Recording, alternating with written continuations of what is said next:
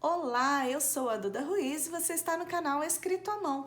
Como você é muito bem-vindo aqui, eu já te convido para ficar. Vai lá inscrever-se, clique no sininho em todas e fique sempre sabendo do que está acontecendo aqui no canal. Hoje eu estou aqui com o terceiro estudo do livro de Jonas. Vocês sabem que eu dei uma atrasadinha por conta da semana passada, que eu fiquei sem gravar a semana inteira. Eu tive que cuidar do meu esposo que estava engessado e aí fiquei de enfermeira, então não tinha como dedicar esse tempo para as gravações, né? Então eu acabei me atrasando aqui, mas aí a gente vai colocar tudo em dia, tá bom? Então eu estou no terceiro estudo, no dia 3. A gente já fez aqui 2 dias, né?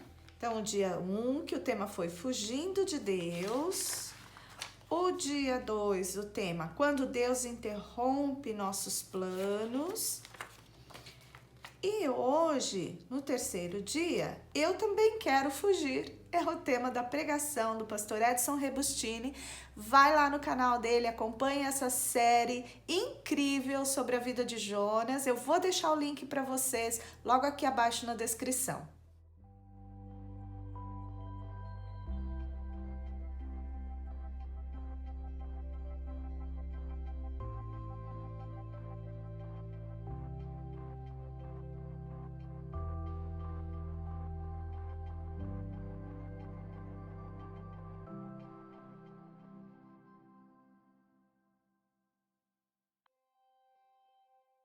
Bom, então aqui nesse estudo, o pastor continua falando sobre o trechinho de Jonas 1, dos versículos 1 ao 3.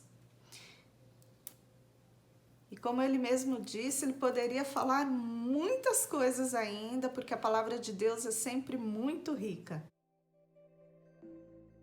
E nesse estudo, o pastor fala sobre o desafio, sobre quão grande é o desafio que está proposto ali diante de Jonas, né? De partir da sua terra, da segurança, um lugar seguro, para ir pregar para um povo que era hostil, que era violento, que tratava os seus inimigos de forma terrível, né?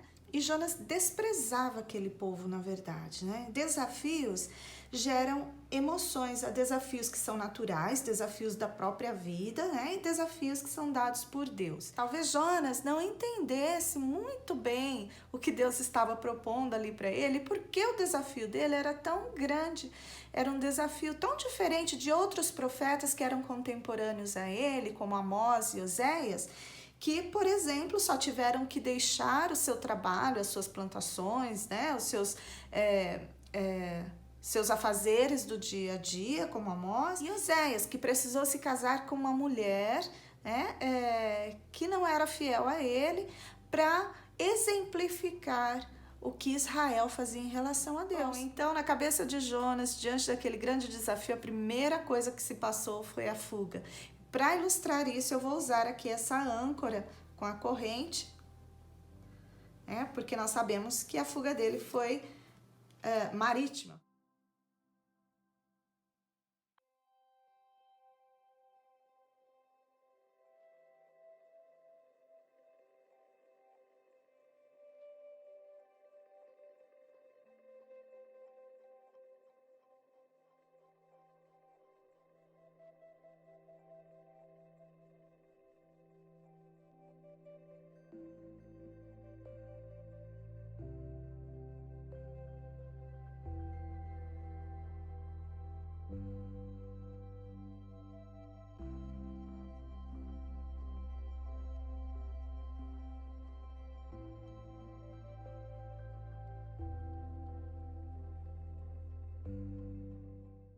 Bom, o pastor também falou sobre como um desafio pode ser difícil, né, de ser enfrentado. Mas quando nós fugimos de um desafio que está sendo proposto por Deus, nós podemos perder o melhor de Deus para as nossas vidas. Os desafios difíceis, justamente eles nos ensinam a confiar em Deus.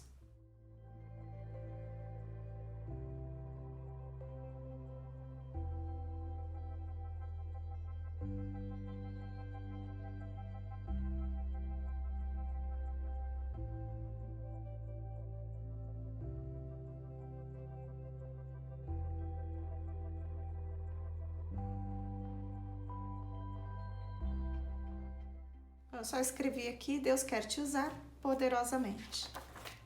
Os desafios de Deus são sempre maiores que a nossa capacidade para que nós possamos aprender a depender totalmente de Deus. O fato é que nós não gostamos de sair da nossa zona de conforto, como o pastor disse. Então, nós preferimos, às vezes, ficar ali onde nós dominamos, onde a gente está seguro. As nossas maiores lutas também são contra a nossa incredulidade. Muitas vezes nós não cremos que um chamado tenha partido de Deus, nós ficamos incrédulos, e aí nós não temos fé o suficiente para aceitar o desafio, para nos dispormos. Por outro lado, há também os precipitados, aqueles que diante de qualquer desafio vão acreditar que seja Deus chamando. Por isso é preciso que nós aprendamos a discernir a vontade de Deus. E o único caminho para discernirmos se é o Senhor quem está falando conosco ou não é através da oração. Nós percebemos que Jonas, no capítulo 1, ele não orou. Ele não ora a Deus. Na verdade, como o pastor disse, ele só vai orar a Deus quando ele já está lá dentro do ventre do grande peixe, no meio da situação. E quantos de nós não fazemos isso, Às vezes a gente se esquece de orar, tanto para sabermos se é Deus falando, quanto para tomarmos alguma atitude. Jonas não orou e a atitude que ele tomou foi fugir. Ele desobedeceu ao chamado de Deus. E ele só se lembrou de orar quando ele já estava lá no meio da consequência da sua desobediência a Deus. Nós precisamos confiar que os planos de Deus são melhores, mesmo quando eles não fazem sentido para nós.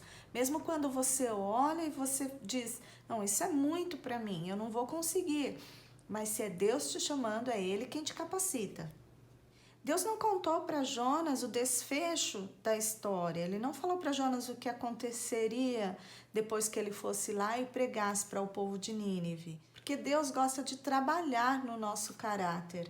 Então, enquanto Ele cumpre os seus planos em nós, cada etapa de um propósito de Deus é importante, Ele vai trabalhando em nós. Até o fato de atendermos a voz do Espírito Santo de Deus, confiando que os planos de Deus são perfeitos, é o trabalhar de Deus em nossas vidas.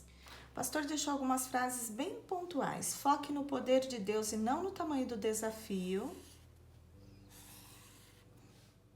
Veja os desafios como oportunidades para Deus agir. Quanto maior o desafio, maior o milagre. Eu vou colocar aqui a janelinha do navio, porque a nossa incredulidade às vezes nos leva ao porão, a nos escondermos, a fugirmos de Deus. Nem sempre o melhor para as nossas vidas é a segurança do esconderijo. Na verdade, nunca. O melhor para as nossas vidas nunca é nos escondermos do Senhor. O melhor para as nossas vidas é a boa, perfeita e agradável vontade de Deus.